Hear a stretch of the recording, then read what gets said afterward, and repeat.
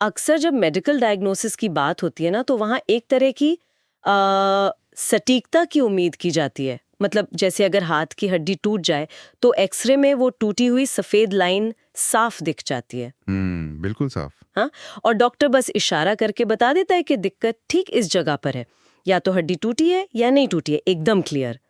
लेकिन जब बात 10वीं या 12वीं के बाद करियर चुनने की आती है ना, तो अचानक ऐसा लगता है जैसे वो एक्सरे मशीन ही खराब हो गई हो। सही कहा, पूरी तरह से धुंधला हो जाता है सब कुछ। बिल्कुल, हर घर में 10वीं के बाद स्ट्रीम चुनना एक बहुत बड़ा स्ट्रेस बन जाता है। वहाँ एक ऐसा डायग्नोस्टिक लैंडस्केप होता है जो पूरी तरह से कंफ्यूजिंग है। माता पिता और बच्चे दोनों ही बस इस अंधेरे में तीर चला रहे होते हैं। तो ठीक है, चलिए इसको थोड़ा विस्तार से समझते हैं। देखिए, इस धुंधलेपन का सबसे बड़ा कारण यह है कि हमारे पास करियर को मापने का कोई थर्मोमीटर ही नहीं है। सही बात है। सदियों से बस एक ही पैटर्न चला आ रहा है। मतलब अगर नंबर अच्छे हैं तो साइंस ले लो, थोड़े कम हैं तो कॉमर्स, और अगर पढ़ाई में हाथ तंग है तो भाई आर्ट्स में चले जाओ।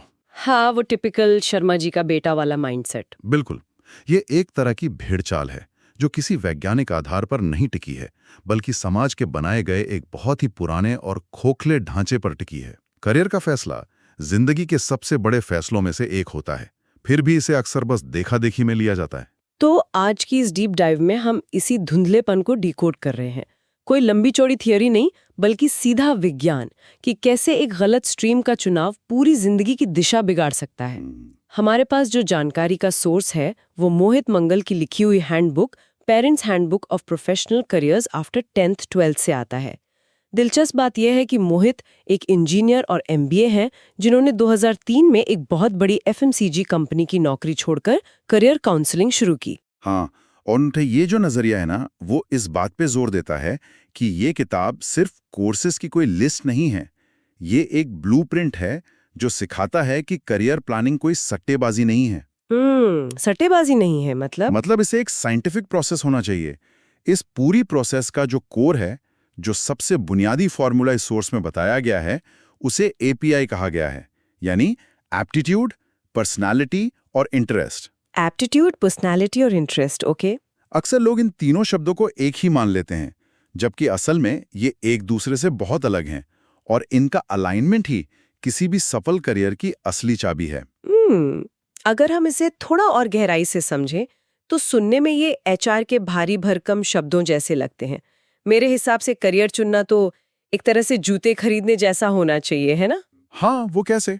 मतलब हम वो जूता तो नहीं खरीदते जो किसी दोस्त के पैर में फिट आता हो या जो पिताजी पहनते हो। जूता वही खरीदा जाता है जो हमारे खुद के पैर में फिट हो, यानी जो हमारा अपना एपीआई हो। बहुत बढ़िया उदाहरण है, बिल्कुल ऐसे ही है। लेकिन यार, यहाँ एक बड़ा सवाल ये खड़ा होता है कि क्या सच में सिर्फ इंटरेस्ट काफी है? मान लीजिए किसी को बस वीडियो गेम्स खेलने का बहुत शौक है, उसका पूरा इंटरेस्ट उसी में है, तो क्या इसका मतलब ये है कि उसे गेम डिजाइनर बन जाना चाहिए? क्या होगा अगर इंटरेस्ट तो है लेकिन एप्टीट्यूड बिल्कुल नहीं है? अरे, यहाँ सबसे दिलचस्प बात यही है, ये वीडियो गेम वाला उदाहरण बहुत ही सटीक है। गेम खेलना एक इंटरेस्ट हो सकता है, लेकिन एक गेम बनाने के लिए घंटों तक कंप्यूटर स्क्रीन के सामने बैठकर कोडिंग करना, बग्स फिक्स करना, वो तो काफी बोरिंग और मुश्किल काम है। हाँ, इसके लिए एक खास तरह के एप्टीट्यूड और पर्सनालिटी की जरूरत होती है। अगर हम इसे तोड़कर देखें तो 9वीं और 10वीं क्लास में बच्चों को जो विषय आसानी से समझ में आते हैं वो उसका एप्टीट्यूड दिखाते हैं। अच्छा, यानी उसकी दिमागी क्षमता। बिल्कुल। और बच्चा जब अलग अलग एक्टिविटीज में हिस्सा लेता है, लोगों से कैसे बात करता है, वो उसकी पर्सनालिटी है। और जिन कामों में उसका सबसे ज्यादा ध्यान लगता है वो इंटरेस्ट है। इन तीनों का अलाइन होना बहुत जरूरी है। मतलब सिर्फ शौक के भरोसे करियर नहीं चुना जा सकता। पर अगर ये एपीआई इतना ही साइंटिफिक है तो फिर आज भी ज्यादातर माता पिता बच्चों को जबरदस्ती कॉमर्स या साइंस में क्यों धकेल रहे हैं? देखिए, पेरेंट्स के लिए जो FAQ सेक्शन है इस किताब में, उसमें साफ लिखा है कि ये अवेयरनेस की कमी है। इसीलिए IQ फाउंडेशन जैसी संस्थाओं का महत्व बढ़ जाता है। IQ फाउंडेशन ये क्या करते हैं? ये बच्चों का साइंटिफिक API या ब्रेन मैपिंग टेस्ट करते हैं। जब पेरेंट्स बच्चे को फैमिली बिजनेस में डालना चाहते हैं या दोस्त साइंस ले रहे हैं इसलिए साइंस दिलाना चाहते हैं, तो सबसे पहले ये टेस्ट करवाना चाहिए। यानी डेटा के बेसिस पर फैसला लेना। पर अक्सर परिवारों में तो ये एक अलिखित नियम होता है ना कि बच्चा फैमिली बिजनेस ही संभालेगा, उसके लिए तो लोग सीधा कॉमर्स या बीबीए करवा देते हैं। हाँ, और सोर्स के हिसाब से फैमिली बिजनेस में बच्चे को तभी डालें जब उसका उसमें सच में इंटरेस्ट हो, वरना अगर आप उसे उसकी पसंद का कोर्स करने देंगे ना, चाहे वो आर्ट्स हो या कुछ और, तो वो ज्यादा स्मार्ट बनेगा और वही आगे चलकर बिजनेस को ज्यादा अच्छे से बढ़ा पाएगा। ये तो बहुत ही लॉजिकल बात है। तो चलिए, एपीआई समझने के बाद अब एक्चुअल ऑप्शंस पर आते हैं। भारत में 10वीं के बाद असल में रास्ते क्या हैं? सोर्स के हिसाब से मुख्य रूप से 4 स्ट्रीम्स हैं। साइंस ए ग्रुप यानी पीसीएम, साइंस बी ग्रुप यानी पीसीबी, कॉमर्स और आर्ट्स या ह्यूमैनिटीज। पीसीएम और पीसीबी। ए वाले आमतौर पर इंजीनियरिंग, आर्किटेक्चर या एविएशन में जाते हैं, जिसके लिए जेई या नाटा जैसे एग्जाम्स होते हैं। और साइंस बी वाले एमबीबीएस, आयुर्वेद या फार्मेसी में जाते हैं, नीट के जरिए। लेकिन इन स्ट्रीम्स की बात आते ही किताब में एक बहुत बड़ा एफएक्यू है, गणित का डर। अरे हाँ, मैथ्स फोबिया। हाँ ना, अगर बच्चा मैथ्स में कमजोर है, उसे डर लगता है, तो क्या उसके सारे अच्छे रास्ते बंद हो जाते हैं? क्योंकि हमारे समाज में तो यही माना जाता है कि मैथ्स छोड़ दिया तो जिंदगी खराब है। नहीं, ऐसे बिल्कुल नहीं है। सोर्स में एकदम क्लियर किया गया है कि 11वीं 12वीं में मैथ्स छोड़ने के बाद भी करियर खत्म नहीं होता। सच में? तो फिर क्या ऑप्शंस बचते हैं? अगर हम इसे बड़े पैमाने पर देखें ना, तो मैथ्स छोड़ने के बाद भी बहुत सी जनरल डिग्रीज खुली रहती हैं, जहां हाई लेवल मैथ्स की कोई जरूरत नहीं होती। सिस्टम अब पहले से कहीं ज्यादा फ्लेक्सिबल हो चुका है। ओहो, और यहाँ आती है सबसे मजेदार बात।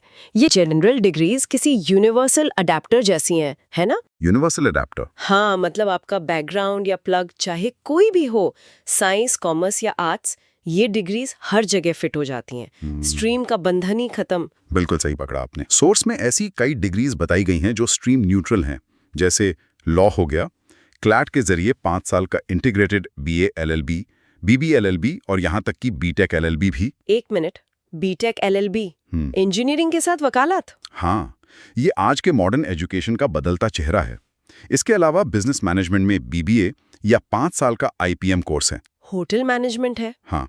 लिबरल स्टडीज है। हाँ। मास कम्युनिकेशन है। वाह, ऑप्शंस तो बहुत सारे हैं। और डिजाइनिंग भी है, जिसके लिए एनआईडी, डैट, यूसीड या निफ्ट जैसे एग्जाम्स होते हैं। और एक बहुत बड़ा सरप्राइजिंग फैक्ट डिफेंस फोर्सेस के बारे में भी है इस किताब में। अच्छा, एनडीए के बारे में? हाँ, आमतौर पे लोगों को लगता है कि फौज में जाने के लिए साइंस ही चाहिए, लेकिन आर्मी में एंट्री के लिए 12वीं में कोई भी स्ट्रीम चलती है। अरे वाह, ये मुझे नहीं पता था। हाँ, हालांकि नेवी और एयरफोर्स के लिए फिजिक्स और मैथ होना जरूरी है। क्योंकि वहाँ टेक्निकल काम ज्यादा होता है।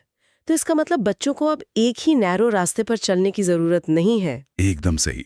लिबरल स्टडीज या आईपीएम जैसे कोर्सेज ने तो एजुकेशन का पूरा लैंडस्केप ही बदल दिया है। ये तो हो गए ट्रेडिशनल और जनरल कोर्सेज। लेकिन ट्रेडिशनल डिग्रीज के बाद अगर हम आज के मॉडर्न जमाने के उन खास सवालों पर आएं जो स्टूडेंट्स अक्सर पूछते हैं, जो किताब के स्टूडेंट्स एफएक्यू सेक्शन में है। हाँ, वहाँ कुछ बहुत ही दिलचस्प सवाल हैं। जैसे यूपीएससी या सिविल सर्विसेज, आजकल लोग इसके लिए क्या कर रहे हैं? सोर्स बताता है कि आजकल लोग यूपीएससी के लिए 5 साल की लॉ डिग्री ले रहे हैं। हिस्ट्री या पॉलिटिकल साइंस नहीं, लॉ क्यों? क्योंकि लॉ का जो सिलेबस है वो यूपीएससी से काफी मैच करता है। और सबसे बड़ी बात, अगर यूपीएससी क्लियर नहीं हुआ तो एक प्रोफेशनल बैकअप रहता है। आप एक वकील तो बन ही सकते हैं। लेगा। हॉगवर्ट्स फॉर हैकिंग नहीं, भारत में डायरेक्टली बैचलर लेवल पर इसके लिए कोई स्पेसिफिक डिग्री नहीं है अभी। तो फिर रास्ता क्या है? मुझे ट्रेडिशनल कोर्स ही करना पड़ेगा? हाँ, इससे एक बहुत जरूरी सवाल खड़ा होता है कि एजुकेशन सिस्टम अभी भी इंडस्ट्री ट्रेंड से कदम पीछे ही है। हैकर बनने के लिए आपको बीसीए या आईटी में डिग्री लेकर फिर तीसरे या चौथे साल में उसकी स्पेशलाइजेशन करनी पड़ती है। ओह, यानी कोर फाउंडेशन अभी भी जरूरी है। बेसिक्स तो क्लियर करने ही पड़ेंगे। बिल्कुल, बिना फाउंडेशन के स्पेशलाइजेशन कैसे करेंगे? सही बात है। और वो पायलट और एयर होस्टेस वाला सवाल, हाँ, वो भी काफी बच्चे पूछते हैं। हाँ, पायलट बनने के लिए पीसीएम बहुत जरूरी है और फिर किसी डीजीसीए अप्रूव्ड फ्लाइंग स्कूल में जाना होता है। और एयर होस्टेस के लिए? एयर होस्टेस के लिए कोई स्पेशल डिग्री नहीं चाहिए, बस 12वीं में इंग्लिश होनी चाहिए और आपकी कम्युनिकेशन स्किल्स बहुत अच्छी होनी चाहिए। तो मतलब आज की इस पूरी चर्चा को अगर हम समेटे तो सही करियर सिर्फ रट्टा मारने या मार्क्स पे डिपेंड नहीं करता, बल्कि एपीआई पे डिपेंड करता है। बिल्कुल, एप्टीट्यूड, पर्सनालिटी और इंटरेस्ट। और मैथ्स छोड़ने का मतलब करियर खत्म होना बिल्कुल भी नहीं है।